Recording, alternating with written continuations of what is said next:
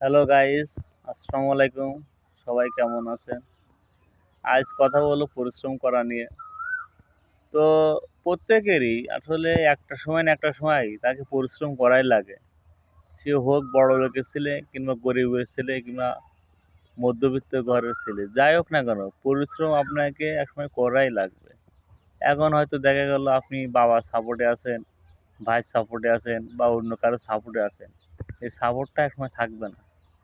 তো এই খেয়াল করলেই দেখা যায় যে যেসব স্টুডেন্টরা ভালো লেখাপড়া করে তারা ভবিষ্যতে কিছু না কিছু ভালো কিছু করার সম্ভাবনা থাকে। কিন্তু যারা আ পড়ালেখা ফাঁকি দিয়ে আনন্দ উল্লাস করতেছে, কিন্তু ভবিষ্যতে তাদের কী হয়? এই আনন্দ উল্লাস তাদের তখন দুঃখের কারণ হয়ে দাঁড়ায়। তখন তাদের সামনে চোখে শস্যের ফুল দেখা ছাড়া আর কোনো পথ থাকে না, তাই না?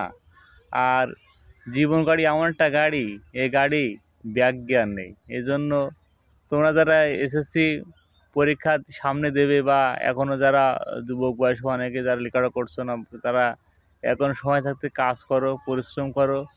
সবাই তোমাকে ঠকালেও পরিশ্রম কখনো কাউকে ঠকায় না। আর মনে প্রাণে তুমি যে জিনিস চাইবে সেই জিনিস সৃষ্টিকর্তা তোমাকে কিছু না কিছু দেবেই। এই জন্য তোমাকে অবশ্যই পরিশ্রম করতে হবে। পরিশ্রমের বিকল্প কোনো কিছু নেই। সবাই ভালো থাকো। আসসালামু আলাইকুম।